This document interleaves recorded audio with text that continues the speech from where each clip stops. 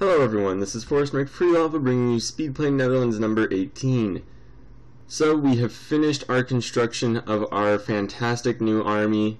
It is 160,000 strong, no mercenaries whatsoever. Admittedly, it is the majority of our manpower, so we can't really take very many losses and maintain the army as it is. Nevertheless, we declare war and immediately begin invading Austria. They have a group of around 50,000-60,000 men. We immediately defeat them in a battle. We take quite a bit of losses just initially, but not so much. We had a stack that was smaller than theirs, so they were able to get quite a bit of damage out before we were able to reinforce. But so long as we just keep one or two armies just in reserve, we really don't have to worry too much about the Austrians. And just like that, we win another battle. They do go ahead and attack where we don't have reinforcements very ready very quickly. We bring them in quickly enough to win, although there is a very significant amount of losses. So that 160,000 man army is probably not going to last very long at all. In fact, we probably can't reinforce it just yet. So we'll go ahead and build up our mercenary army once more. We'll probably just send the mercenaries off to deal with the English revolt that just occurred on a bunch of various islands and throughout Africa. So it's very good that we have a powerful navy to just go ahead and deal with that. The Austrians launch another attack, which we narrowly managed to defeat, and unfortunately I forgot to attach our heavy ships to our transports, and we're forced to just evacuate them from the battle. Luckily we'll be able to send them over to Africa when they retreat, so we'll be able to just march our armies over where they're needed, or just load them back onto the transports. At any rate, the war is going very well. We are pushing the Austrians back. We get stack wiped, which is not ideal in any way. However, we didn't have the manpower to support that size of an army, so it may be a blessing in disguise, and we may be able to better keep the remaining armies at the level they're actually supposed to be. Now we do continue our colonization in North America and just split our armies up in order to siege out the rebel-occupied provinces in South Africa. We also defeat an Austrian army and continue to push forward in Europe. It is slow progress, but it is very solid progress. We aren't being pushed back, we aren't really threatened. It's just a matter of absorbing the casualties, which is somewhat how it has been, only much more stable. We don't have to worry, at least not right now, about enemy armies overrunning any of our territories. They just seem to be content attacking our armies, fighting against what we have of our manpower available, losing, and basically just weakening themselves even further. So ultimately we are in a very good position, much better than we have been previously. Unfortunately, the Portuguese quite annoyingly occupy the Cape.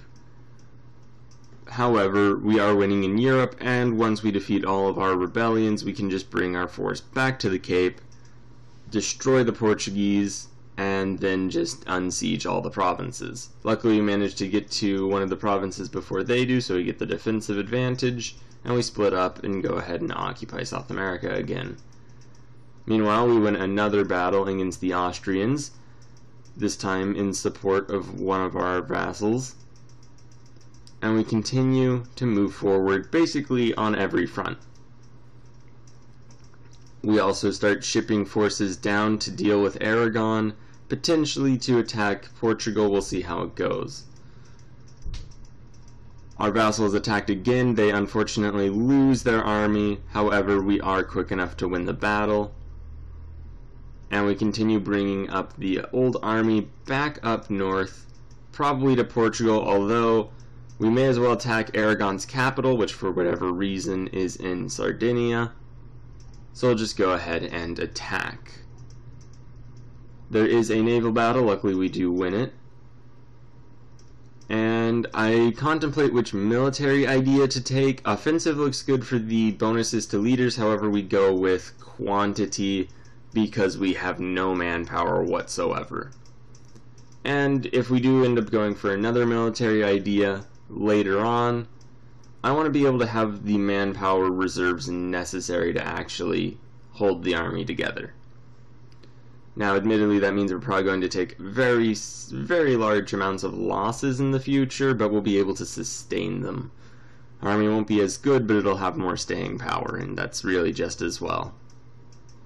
We managed to occupy Aragon's capital area, or at least begin the sieges of it.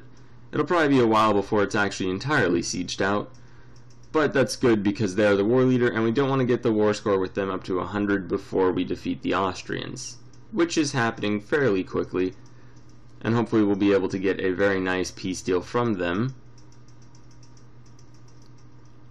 Ultimately, I don't believe they have very significant amounts of force left. I think their army is nearly defeated. We go ahead and bring some of our army together in order to ship it back to the mainland, and we'll go ahead and attack Portugal in order to hopefully get the Cape off of them before peacing out with Aragon. At this point, we're waiting for a siege in Austria, so there isn't very much we can do on that front, but we can bring a significant amount of force against Portugal, and hopefully we'll siege them out enough to just ruin their willingness to fight. They are at war with Spain, so that's almost certainly going to help as well, and all we need to do is siege enough of their provinces that they're willing to capitulate. And so long as we don't demand too very much, I imagine that won't be too hard. And as it stands, we have essentially won the war out loud. Our army didn't exactly hold up in the way I had hoped it would, but it did hold up well enough. We've essentially won on every front without very much competition. The Austrians did some damage to our manpower, but not really anything threatening to really the war effort or anything. The worst that would have happened is what did happen, where they stack wiped one of our forces, but the remaining 3 held on. And with our mercenary support, we were able to just dominate the field, which has overall led us to a very good point. We're sieging out the rest of Austria. They have maybe 2 forts left that we'll actually have to worry about. And besides that, it's just occupying their provinces to build up the war score and just get our demands. They do unsiege one province, but we'll go ahead and just deal with that. It isn't very serious. We do go ahead and make peace with Austria and core out and start coring all their provinces. Now, at this point, I'm not too interested in maintaining the war, so we just get the Cape from Portugal and an island from Aragon. With that done, we have essentially proved the worth of our new army. Unfortunately, Scandinavia joins the coalition against us, which is a far cry from the alliance we used to have. And we go ahead and get ready to just break vacillation of Nuremberg, as they really hate us and we won't be able to integrate them in a very long time. Now we do go ahead and declare a small war in order to just absorb one of the countries that now is just completely enclaved within us. So we do go ahead and just annex them. Now with that said and done, there isn't very much we need to do. We do go ahead and actually devassalize Nuremberg right now. We have the ability to make client states, and they wouldn't have any negative opinion of us due to aggressive expansion. So that's probably what we'll end up doing. If I can't core any new regions for whatever reason, it'll be done that way. We also declare war on this small country that is basically the middle ground between us and Milan. It brings in Burgundy, but we're not going to get anything from Burgundy except maybe their money. Ultimately, we have proven the worth of our new army, and I really want to connect our lands on either side of Bohemia.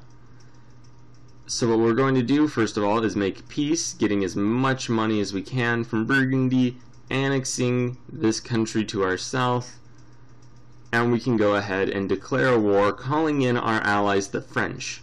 Now, we didn't call in any of our allies to the previous war, and quite frankly, we didn't need to. with the fact that Lithuania just called us in, we basically have to make our choice right now. We do go ahead and call, or declare war on Milan, calling in the French. That brings us to war against Bohemia. We answer Lithuania's call, but since they're also at war with Bohemia, we can't join. It's a bit of a roundabout process, but it means that we're able to answer their call to arms without actually helping them. With that said and done, we just go ahead and begin sieging out Bohemia, and it doesn't look as though it's going to be anything resembling a legitimate fight. As, quite frankly, they don't seem to have anywhere near as powerful of a force as the Austrians once had. Now, we are also at war with Spain and Milan. Milan had proven in the past to be a bit more powerful than I would give it credit for, so we may have to deal with enemy armies roving up. In fact, you can see one on its way right now. So that is going to be a bit of a hassle. I was really hoping that the French would take care of the Milanese. However, they don't seem to be doing their part all that much. We bring in reinforcements to the battle that begins and manage to defeat the Milanese force, as well as stack wiping another. At this point, we have to just chase them down. And they do get reinforced, which is a bit of bad news. However, we continue to reinforce and win the battle. We now split our forces up to continue sieging out Bohemia. And ultimately, we just have to worry about more Milanese forces just marauding into our country and reaching the Bohemians. Admittedly, it is a bit unfortunate that for all our forts, they seem to have direct military access straight through to aid their allies. Hopefully by the end of the war we'll be able to fix that. And anyway, at this point we're just sort of ghosting this Milanese army and trying to keep it away from our armies. I notice that they're just rushing straight for one of our large stacks in the corner. We run our army over to reinforce. Luckily we are quick enough. We retreat our low morale group before the army even has to fight, or before the battle even ends. I don't even know what I was saying there. We manage to win the next battle and just continue to dominate Bohemia. The Milanese add a bit of difficulty to this campaign, and ultimately we'll have to go to Milan itself to actually defeat them. But Bohemia is really not in a great position. We are going to be able to take most, if not all, of our demands from them in the very near future. It's just going to be a matter of holding off the Milanese and their annoying attacks long enough to actually win. Now, we do lose that battle. We do keep the army intact, which is the most important point. And the French are actually supporting us now, which is great news. I kind of wish they would be holding the Milanese down so that they wouldn't be constantly attacking us. However, all things considered, I'd rather have them helping here than not at all. Now they do go ahead and chase the enemy armies down throughout Bohemia, which is fantastic news and very welcome.